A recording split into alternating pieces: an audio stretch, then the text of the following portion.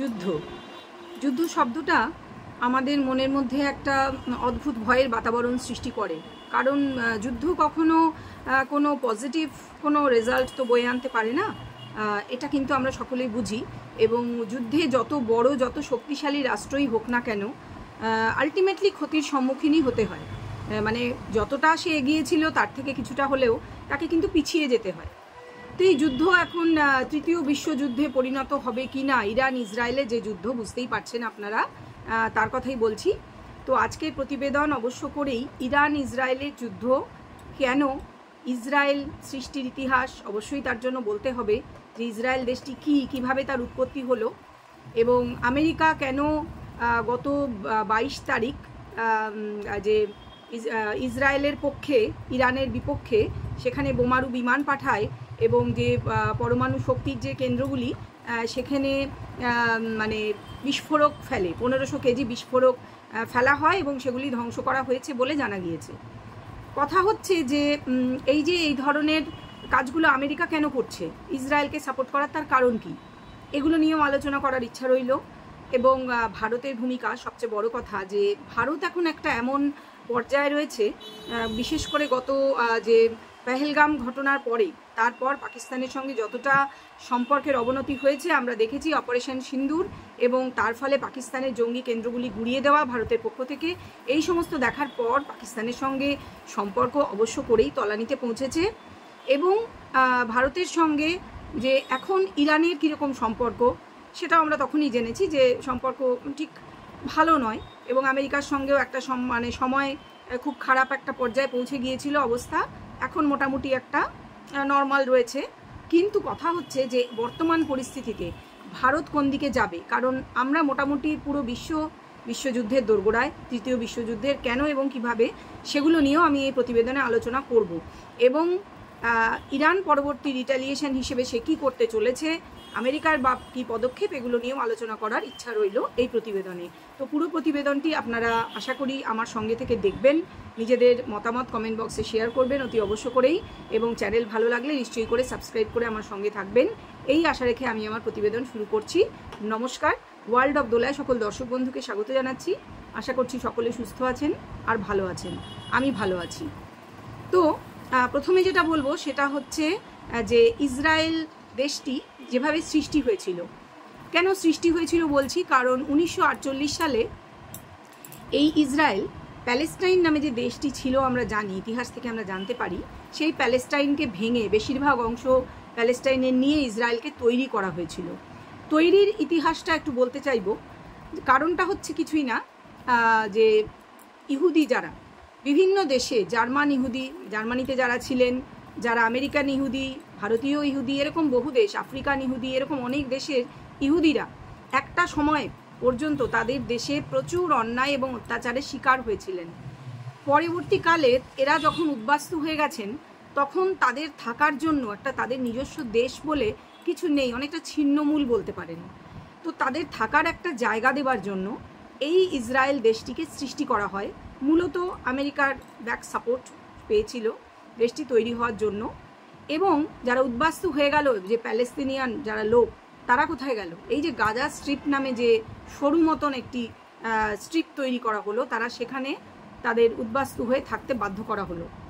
এবং তারপর এইটাই হচ্ছে কারণ মূলত, যে প্যালেস্তাইনের লোক ছিলেন অরিজিনালি, তারা উদ্বাস্তু হয়ে গেলেন, এবং যারা ইহুদি তারা থাকার জায়গা পেলেন। এবং তারা কোনো একটা কালচারের লোক ছিলেন না, কিন্তু কোনো একটা কালচারাল গোষ্ঠীর নয়। ইউরোপে আমরা যেরকম দেখি, বা মধ্যপ্রাচ্যেও অন্যান্য যে কান্ট্রিগুলো রয়েছে, তারা যেমন একটা নির্দিষ্ট কালচারাল গোষ্ঠীর লোক, এরা কিন্তু সেটা ছিল না। ঘটনাটা এরকম দাঁড়ালো ইসরায়েল সৃষ্টি হওয়ার পরে, যে দেখা গেল আশেপাশে লেবানন, সিরিয়া, জর্ডান এরকম, বা সৌদি আরবিয়া, এরকম সমস্ত ইসলামিক রাষ্ট্রগুলি রয়েছে, এবং মাঝমধ্যিখানে এই ইসরায়েল একটি ইহুদি রাষ্ট্র, সম্পূর্ণভাবে ইহুদি তৈরি করা রাষ্ট্র, যাকে বসিয়ে দেওয়া হলো বা ইমপ্লান্ট করা হলো বলা যেতে পারে। এর ফলে হলো কি, ফলে যেটা হলো, প্রথম থেকে ইসরায়েলের প্রতি একটা শত্রুতা মনোভাব রয়ে গেল এই দেশগুলির মধ্যে। এবং ইরানের সঙ্গে পরবর্তীকালে, ইরান যেহেতু বেশ শক্তিশালী হয়ে উঠলো, ইরাক পরবর্তীকালে ইরান শক্তিশালী হতে আমরা দেখেছি। এবং ইরাকে সাদ্দাম হোসেনের জামানাটা শেষ হয়ে যাওয়ার পর আমি বলতে চাইছি। এবং সেক্ষেত্রে এবং ইসরায়েল যেহেতু প্রথম থেকে আমেরিকার সাপোর্ট পাচ্ছিল, সেই জন্য কিন্তু বিশেষ করে ইসলামিক যে সমস্ত রাষ্ট্রগুলি আশেপাশে ছিল এরা প্রত্যেকে শত্রু দেশে পরিণত হলো, ইসরায়েলের শত্রু দেশ। এবং এদের সঙ্গে একটা মোটামুটি রোজকার ঝগড়াঝাটি, ঝামেলা, যুদ্ধ, টুকটাক অশান্তি বা রেগুলারের লেগেই থাকে। এটা কিন্তু ঘটলো। এবং ঘটলো মূলত এই যে কুয়েত, ইরাকের যে কুয়েতের তেলের অধিকার, এটা আমরা জানি বুঝি, এটাকে কেন্দ্র করেই হয়েছে। এবং আমেরিকার এত মাথা ঘামানোর কারণও এটা, কারণ আমেরিকা দেখা গেছে এই যে বললাম লেবানন, সিরিয়া, জর্ডন, তারপরে যে সৌদি আরবিয়া, প্রত্যেকটা জায়গায় আমেরিকান সৈন্য, আমেরিকান সোলজার বসিয়ে দেওয়া হয়েছে। প্রায় 40,000 আমেরিকান সৈন্য শুদ্ধ সামরিক ঘাঁটি নির্মাণ করা হয়েছে। তার ফলে এবং ইসরায়েল সম্পূর্ণভাবে আমেরিকার সাপোর্ট পায়। এগুলির ফলে কিন্তু এই ইসলামিক রাষ্ট্রের সঙ্গে একটা সরাসরি শত্রুতা আমেরিকারও অতি অবশ্য করেই এইভাবে হয়ে গিয়েছে। তবে এতদিন পর্যন্ত কোনো বিশ্বযুদ্ধ বা সেই অর্থে যুদ্ধের পরিস্থিতি তৈরি হয়নি, কিন্তু এখন হয়েছে। এখন কেন হয়েছে সেটাও আমি আলোচনা করবার ইচ্ছা রইল এই প্রতিবেদনে। ইসরায়েলের এই যে উড়ে এসে জুড়ে বসা, এই ব্যাপারটাকে ইসলামিক কান্ট্রিগুলি মেনে নিতে পারেনি, কারণ তাদের মধ্যে অড ওয়ান মানে আউট, এটাই আর কি তাদের মানসিকতা ছিল যে অড ওয়ান, ইসরায়েল ছিল অড ওয়ান। কিন্তু কথা হচ্ছে আমেরিকা কেন ইসরায়েলকে সমর্থন প্রথম থেকে করে আসছে এবং ভবিষ্যতেও করবে, এর পিছনের এক এবং একমাত্র কারণ হচ্ছে আমেরিকার যে ইস্টার্ন যে কোস্টাল এরিয়া, সেখানে বাস করেন প্রচুর ইহুদি এবং এরা কিন্তু আমেরিকার একটা বড় ভোট ব্যাংক। অতএব এদের কিন্তু অকুণ্ঠ সমর্থন এই যে ইসরায়েলে বসবাসকারী ইহুদিরা পেয়ে থাকেন, এবং সেই সমর্থন থাকবে। এবং গভর্নমেন্ট, আমেরিকান গভর্নমেন্ট যদি এদের সমর্থন না করে, ইসরায়েলের সমর্থনে না থাকে, তাহলে কিন্তু তাদের ভোট ব্যাংকে তার একটা মানে সরাসরি প্রভাব কিন্তু পড়বে। অতএব ইসরায়েলকে সমর্থন আমেরিকার করতেই হবে, ইচ্ছা থাকুক বা না থাকুক, এবং তাদের ইচ্ছা রয়েছে। এইবার বলি ইরানের কথা, যে এই যে ইরান দেশটি 1979 সাল পর্যন্ত এটি কিন্তু খুব উদারপন্থী একটি রাষ্ট্র ছিল। সেখানে মেয়েরা দিব্যি মিনি স্কার্ট পরে ঘুরতো, কোনো রকম মানে মুখ ঢাকা ইত্যাদির কোনো ব্যাপার ছিল না। সেখানে আয়াতুল্লাহ খোমেনি যখন ক্ষমতায় এলেন, তারপরে তিনি কিন্তু একেবারেই পর্দানসীন ব্যাপারটা চালু যেমন করে দিলেন, এবং তিনি একেবারেই যে নারীর কোনো স্বাধীনতা, এটা তার পছন্দ ছিল না। এবং নারী স্বাধীনতা প্রথমেই সেখানে খর্ব করা হয় এবং একে একে দেশটি অনেকটা পিছনের দিকে যেতে শুরু করে।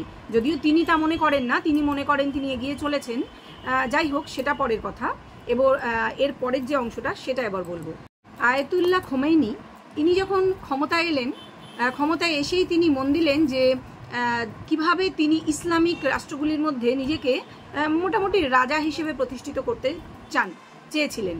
সেজন্য তিনি মন দিলেন যে দেশকে কিভাবে নিউক্লিয়ার পাওয়ারফুল করা যায়, তিনি যে কিভাবে নিজে এগিয়ে নিয়ে যাওয়া যায় এদিকে দেশকে। কারণ আমেরিকা বা ইসরায়েলের মতো দেশের বিরুদ্ধে লড়তে হলে অতি অবশ্যই দেশকে সেইভাবে পাওয়ারফুল করতে হবে। কিন্তু গত 22 তারিখে এমন কি হলো, 22শে জুন এমন কি ঘটনা ঘটলো 2025 সালের 22শে জুন, যে আমেরিকার B-52 এই যে বোমারু বিমান, তার থেকে আছড়ে পড়লো 1500 কেজি, আর বলছি না। যাই হোক, তো তাতে কি হলো, 3টি মানবিক মানে সেই যে কেন্দ্র, সেগুলি ধ্বংস হয়ে গেল। আমি আসলে শব্দগুলো বলতে চাইছি না, কারণ নানান রকম বিধিনিষেধ রয়েছে, তবুও মানে বলে অভ্যাস যেহেতু আমাদের, সেহেতু অন্যভাবে বলতে চাইলেও বলতে পারছি না, আপনারা প্লিজ কিছু মনে করবেন না এগুলো।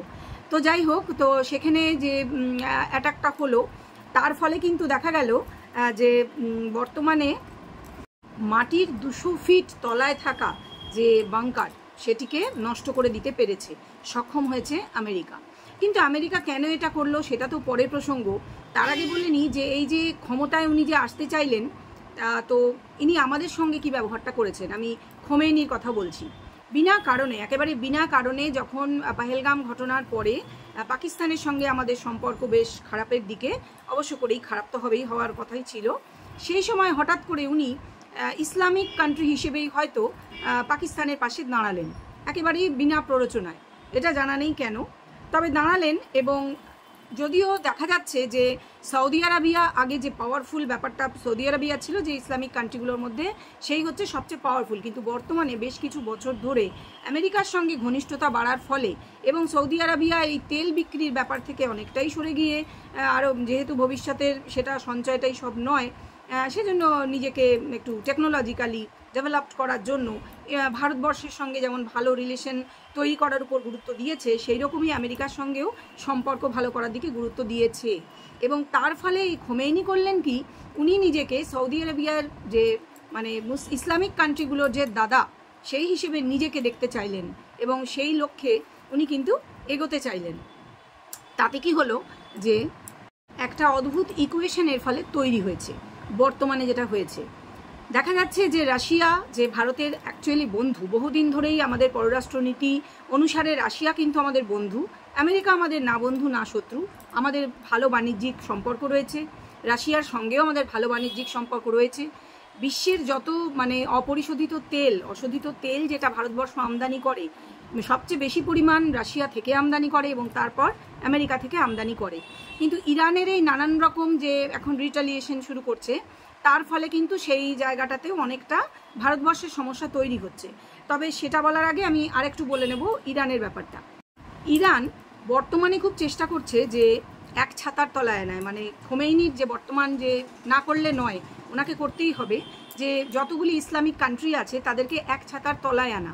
আমি বলতে চাইছি যে এই যে লেবাননের হিজবুল্লাহ বা যে আরও যারা রয়েছে, যে ওই হুদি রয়েছে, হুদি ইয়েমেনের, এরকম যে সঙ্গী মানে সঙ্গী সংগঠনই বলবো, আপনারা বুঝে নিন আমি কাদের কথা বলছি। মানে এগুলো বলতে একটু অসুবিধা আছে, বলা যায় না, তো সেই জন্য আমি সঙ্গী সংগঠন বলেই বলছি, আপনারা একটু বুঝে নিন। তো তাদেরকে এক ছাতার তলায় আনার একটা চেষ্টা এখন খোমেনিকে করতেই হচ্ছে। যদিও 22 তারিখ যখন দেখা গেল যে এই যে বাংকার ধ্বংস করলো, 22 তারিখ যে বোমারু বিমান পাঠিয়ে আমেরিকা বাংকার ধ্বংস করলো, তখন কি এই যে এরা কোনো হেল্প করেছিল? না। সেই সময় পর্যন্ত কিন্তু এই দেশগুলি ইসলামিক কান্ট্রি হওয়া সত্ত্বেও যাদের কিনা উনি দাদা হতে চাইছেন খোমেনি, তারা কিন্তু অন্যদিকেই মুখ করেছিল। তবে এই 2-1 দিনের মধ্যে যেহেতু যোগাযোগ আরও বাড়িয়ে দেওয়া হয়েছে এবং চেষ্টা করা হচ্ছে, এবং তাদেরও সংকট, কারণ আমেরিকা যদি এইভাবে এক পক্ষ থেকে অ্যাটাক করতে থাকে, সঙ্গে ইসরায়েল তো রয়েইছে, তাহলে কিন্তু এদের পক্ষে সামলানো কঠিন হয়ে যাবে যদি তারা একত্র না হয়। তবে হ্যাঁ, রাশিয়ার সমর্থন ইরান পাচ্ছে বলে জানা যাচ্ছে। যদিও রাশিয়া কিন্তু বেশ 3 বছর ধরে ইউক্রেনের সঙ্গে যুদ্ধে তাদের শক্তি আমি নিঃশেষিত হয়েছে বলবো না, কারণ রাশিয়া একটি অতি শক্তিধর দেশ। নিঃশেষিত না হলেও যুদ্ধ হলে যেটা বললাম, যুদ্ধ তো কোনো পজিটিভ কিছু নিয়ে আসে না, রাশিয়ার শক্তি ক্ষয় অনেকটাই হয়েছে এটা বলা যেতে পারে। অতএব রাশিয়া শক্তি দেবে, মানে সাপ্লাই যেটা বলে, সাপ্লাই চেনটা বজায় রাখবে হয়তো, যদি তৃতীয় বিশ্বযুদ্ধ বাধে। তো তৃতীয় বিশ্বযুদ্ধের পরিস্থিতি তৈরি হচ্ছে কি হচ্ছে না সেটা বলার আগে এবার একটু আমেরিকার কথাটা বলে নিই। আমেরিকা ইসরায়েলকে সাপোর্ট দিতে বাধ্য, কারণটা আমি আগেই বলেছি, এটা সে করবেই। তবে গত 22 তারিখে হঠাৎ করে আমেরিকা কেন অ্যাটাক করতে গেল, এটা একটা বড় ব্যাপার। 1 নম্বর কথা, আমেরিকার কাছে যেটা জানা যাচ্ছে যে আমেরিকার কাছে তাদের যে মানে ইন্টেলিজেন্স, ডেফিনেটলি ইন্টেলিজেন্স রিপোর্ট ছিল যে এই যে বলেছি 40,000 আমেরিকান সৈন্য যে বিভিন্ন জায়গায় Saudi Arabia, Lebanon, Jordan, Syria সব জায়গায় ঘাঁটি করে তাদেরকে ভাগ ভাগ করে রাখা হয়েছে, ডেফিনেটলি সার্ভিলিয়েন্স রাখার জন্য এবং ইরানের ওপর সার্ভিলিয়েন্স রাখার জন্য। কারণ ইরাক, সাদ্দাম হোসেনের ইরাক পরবর্তীকালে ইরানই হচ্ছে তাদের লক্ষ্য, টার্গেট যাকে বলে, যে ইরান কি করছে, সে কি করছে কি না করছে এটা নজর রাখা, এটা আমেরিকার কাজ, তো সেটাই করে। তো এটা করতে গিয়ে তাদের কাছে অবশ্য করেই খবর এসেছিল বলে জানা যাচ্ছে যে তাদের এই যে মানে ঘাঁটিগুলো, যে শক্তি ঘাঁটি, সামরিক শক্তি যে ঘাঁটিগুলো, সেইগুলোতে কোনো চোরাগোপ্তা আঘাত হোক বা সরাসরি আঘাত হোক, বেশ বড় রকমের আঘাত হানার হয়তো বা কোনো পরিকল্পনা ইরানের ছিল। এবং এইটা খবর পেয়ে, আগাম খবর পাওয়ার ফলে আগের থেকেই মানে ইন অ্যাডভান্স যাকে বলে, এই জায়গাগুলি যে ইস্পাহান ইত্যাদি জায়গাগুলি যেখানে তাদের ওই বিশেষ শক্তি যেটা আমরা ধ্বংস করেছি পাকিস্তানের, সেই জিনিসগুলি আমি বারবার রিপিট করতে চাইছি না নামগুলো, সেগুলি ধ্বংস করেছে। সেগুলি ধ্বংস করা হয়েছে এই জন্যই যাতে শক্তিটা মানে বেশ করে কমিয়ে দিয়ে অন্তত 10-12 বছর পিছনে করে দেওয়া যায় এই দেশটিকে। এবং সেটা স্বীকার করছে না, অবশ্য করেই কোনো দেশই স্বীকার করে না, তবে কিছু তো করেছে, ডেফিনেটলি এই ঘটনাটা ঘটেছে। আপনারা যাদের মনে প্রশ্ন রয়েছে যে এরকম সত্যি কিছু শক্তি ধ্বংস করা হয়েছে কিনা, আমার মতে হয়েছে, কারণ এটা আমি বলছি না, আমি এরকম সামরিক জিনিসপত্রের সঙ্গে যুক্ত এরকম মানুষজনের মুখ থেকেই শুনেছি যে হ্যাঁ এটা হয়েছে। তার কারণ হিসেবে আমি একটা লজিক আপনাদের দিতেই পারি যে এই যে যদি না হতো সেটা, তাহলে কেন রাখা হয়েছে সিরিয়া, লেবানন এই জায়গাগুলোয় যে ঘাঁটি তৈরি করা হয়েছে, যে সৈন্য ঘাঁটি তো রাখা হয়েছে, আমেরিকা রেখেছে। কেন রেখেছে বলুন তো? রেখেছে তার কারণ সে সার্ভিলিয়েন্স রেখেছে ইরানের উপর। তো সার্ভিলিয়েন্স যদি রাখা হচ্ছে ড্রোন ইত্যাদি সাহায্যে যেভাবেই হোক, এবং আমরা জানি ইরানের কোনো এয়ারফোর্স নেই, সেটা মানে তাকে বাধা দেওয়া হয়েছে, বরাবরই এয়ারফোর্স রাখতে দেওয়া হয়নি। তো কথা হচ্ছে তাহলে এই সার্ভিলিয়েন্স রাখার ফলে যদি ইরানের কথা অনুযায়ী যে সব শিফট করে দেওয়া হয়েছে, কিছুই নষ্ট করতে পারেনি, কোনো রকম মানে রেডিয়েশন ছড়িয়ে পড়েনি ইত্যাদি, তাই যদি হবে তাহলে এরা সার্ভিলিয়েন্স এদের কি করছিল? নিশ্চয়ই করেছে, আমেরিকা নিশ্চয়ই সেটা নজর রেখেছিল। অতি অবশ্যই কিছু সরানো হয়নি, কিছু শিফট করা হয়নি, হয়তো এমনভাবে বাংকার ধ্বংস করা হয়েছে পুরো জিনিসটাই মাটির অনেক ভিতরে চলে গেছে, চাপা পড়ে গিয়েছে, এরকম কিছু হয়ে থাকলেও হতে পারে, যার ফলে কোনো লিকেজের খবর পাওয়া যাচ্ছে না। তো সেটা আমি বলবো ম্যানকাইন্ড, যে হিউম্যান কাইন্ডের জন্য এটা খুব ভালো। যদি সেটা ছড়িয়ে না পড়ে তাহলে অন্তত মানুষের ক্ষতি হবে না।